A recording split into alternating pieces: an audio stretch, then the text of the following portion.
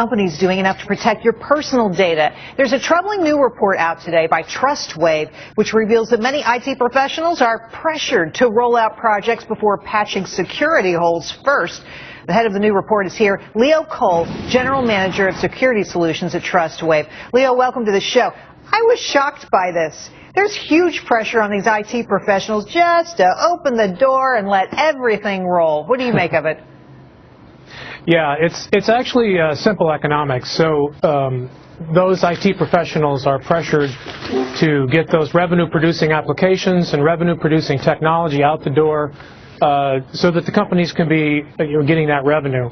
And security has always been viewed as slowing those projects down. And so it's not uncommon for companies to roll those projects out, like an e-commerce website, for example, and then worry about security after the fact. Worry about security after the fact. I guess this kind of attitude explains what's happened with Target, Neiman Marcus, and a host of other retailers in this country. Agree? Well, if you look at it, I think it's been eye-opening, and a lot of companies have said, well, this isn't going to happen to us, I'm just not that big. But the fact of the matter is that all companies really harbor a lot of our personal data, credit card information, and we've seen that. And so it's not just the big companies, the big banks that are being attacked now. It's really everyone, and we've seen retail and hospitality be really large targets in those industries.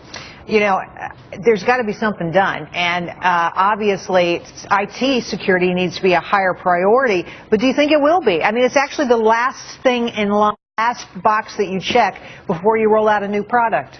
Right. Well, yeah, and so I think these breaches have really opened some eyes, and we've seen security be a board-level issue in the past, but you're exactly right. It's been more of a checkbox board-level issue.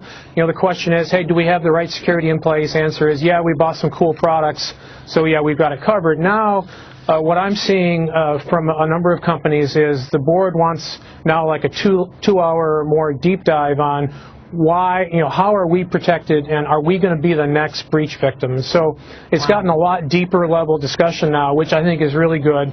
Well, which is not the discussion we need. We need action. We need people to actually spend the money. And one of your own numbers kind of shows what the problem is. 73% of businesses say they're safe from security threats. Really? What's going on right now wouldn't seem to point to that. That's exactly right. And that's, once again, it's a false sense of security, pun intended, that they are secure. And so I think now that, they thought they had everything secure by just having the network protected, and they forgot about the applications or the databases and things like that. So there's a heightened awareness that it's gone beyond just, securing one part of your environment. And so, we've seen them now look to expand their security.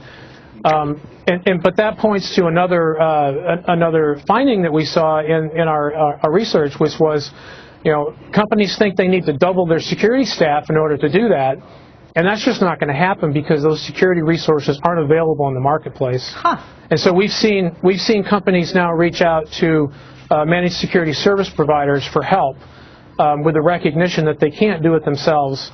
And so, augmenting their current staff or just asking for help in securing applications or whatnot. Well, good for your business. Leo, thanks for coming on tonight. It's great to have you. Thank you so much. Great. Thanks for having me. Thank you.